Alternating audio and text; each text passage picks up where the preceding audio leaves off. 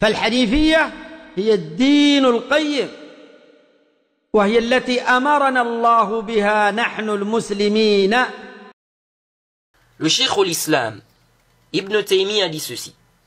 Ce que certaines personnes pensent. Comme quoi celui qui est né dans l'islam et qui n'a jamais mécru est meilleur que celui qui était mécréant puis s'est converti à l'islam n'est pas juste. Donc, le Cheikh l'Islam dit, croire que celui qui est né dans l'islam est meilleur que celui qui s'est converti à l'islam n'est pas juste. Il dit, ce qui compte plutôt, c'est la fin.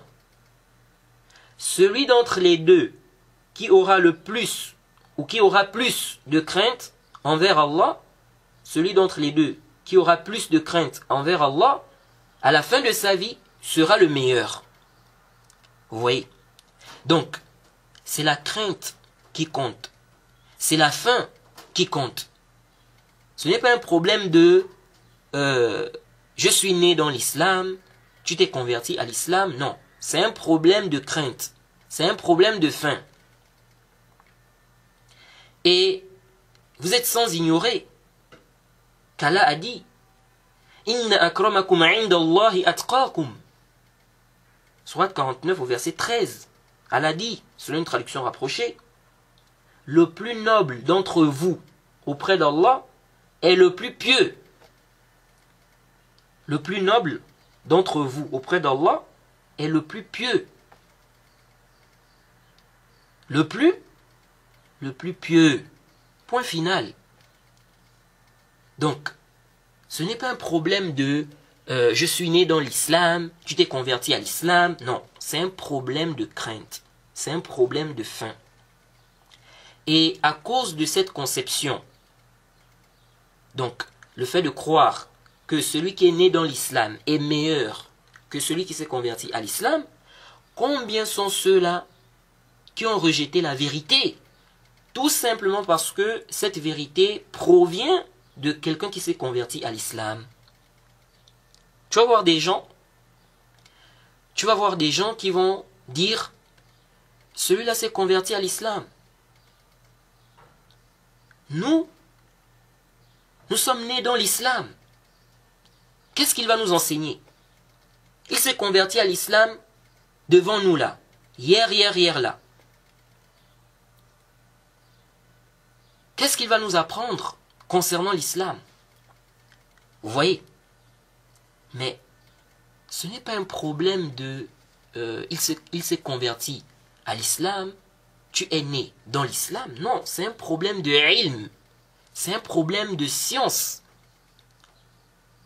On ne naît pas savant. On ne naît pas avec la connaissance.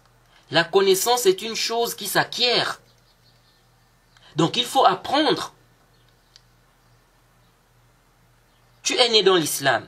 Mais si tu n'apprends pas, celui qui s'est converti à l'islam, s'il apprend la religion, s'il va apprendre, s'il va étudier auprès des savants, s'il va étudier dans des universités,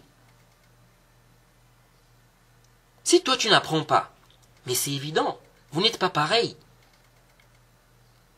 Donc le fait que tu sois né dans l'islam n'est pas la preuve que tu as de la connaissance, que tu es savant, que tu as de la connaissance,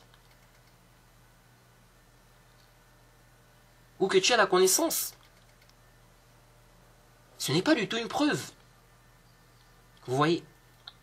Et le fait qu'il soit converti à l'islam n'est pas la preuve qu'il n'a pas de science.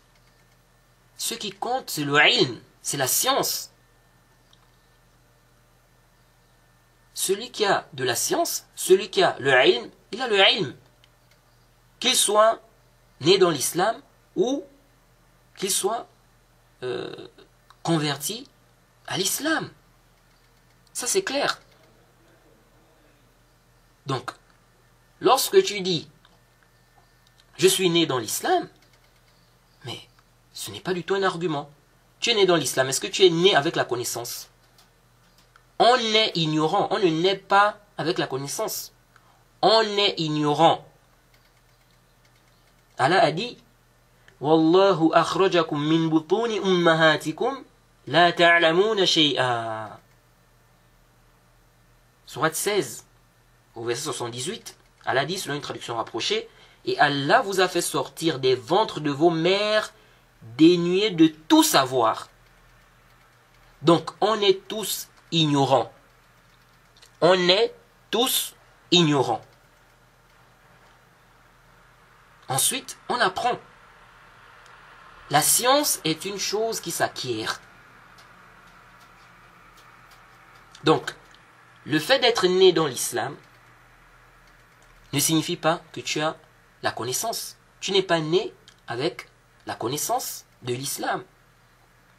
Si tu es né dans l'islam, ensuite tu n'apprends pas l'islam, mais tu seras ignorant.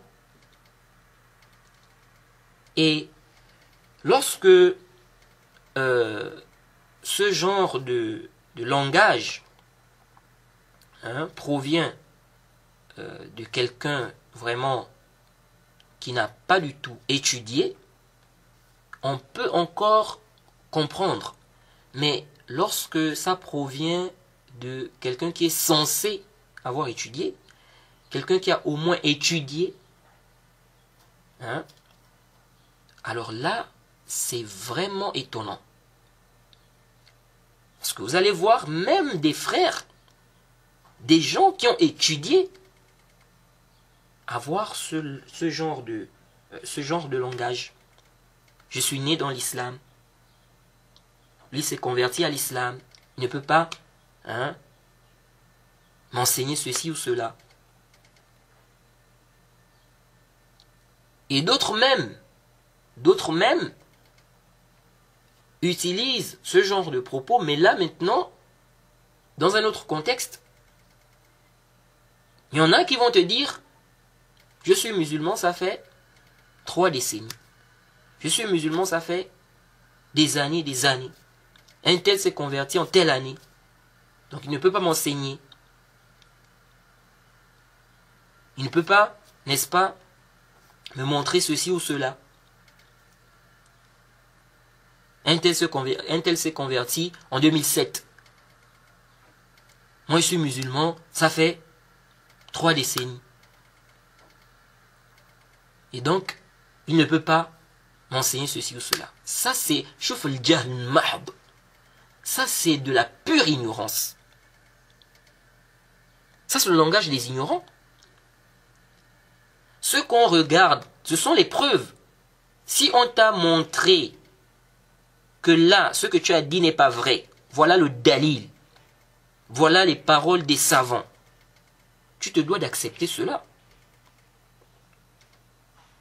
Tu n'as pas à rejeter cela sous prétexte que ça fait 3 décennies que tu es dans l'islam. Non. Vous voyez? Où est le rapport? Il s'est converti en 2007. Il s'est converti en 2007. Il s'est converti en 2007. Mais c'est quoi ça? Même s'il s'est converti en 2010. Même s'il s'est converti en 2011. C'est quoi l'ishkal? Si ce qu'il a dit est vrai, tu te dois d'accepter cela.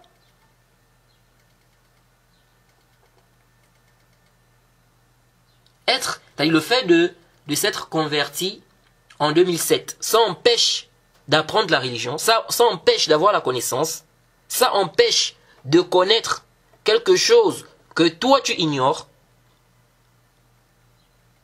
Où est le dalil de cela?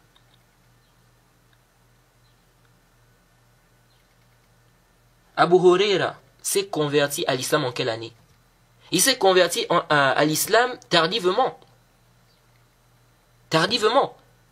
Mais il a mémorisé beaucoup de hadiths que plein de compagnons qui se sont convertis même avant lui n'ont pas mémorisé. N'ont pas mémorisé. N'ont pas mémorisé. Donc, Allah donne à qui il veut. Ce n'est pas un problème de « il s'est converti en telle année, moi je suis musulman depuis » ou bien ceci. Non. C'est un problème de ilm, c'est un problème de science. C'est un problème d'apprentissage. Ne rejette pas la vérité sous prétexte que tu es musulman depuis. Non.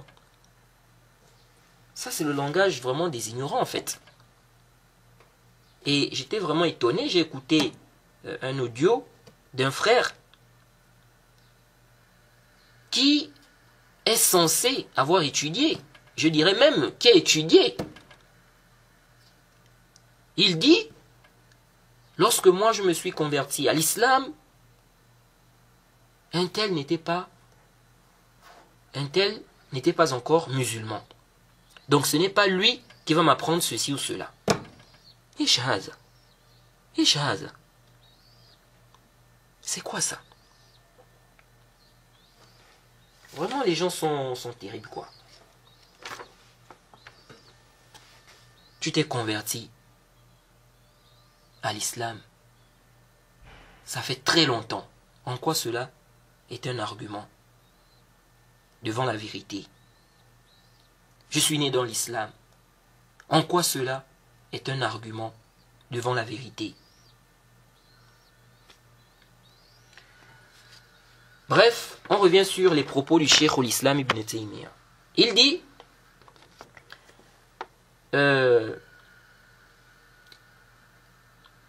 il a dit ce qui compte plutôt c'est la fin, celui d'entre les deux qui aura plus de crainte envers Allah, celui d'entre les deux qui aura plus de crainte envers Allah, à la fin de sa vie sera le meilleur.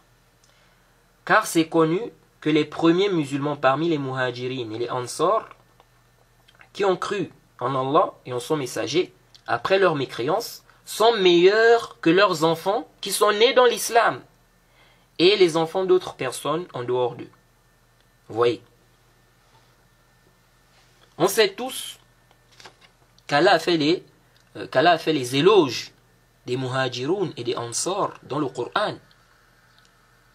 Mais ceux qui se sont convertis là, parmi les muhajiroun et les ansar, il y en a qui ont eu des enfants. Vous voyez.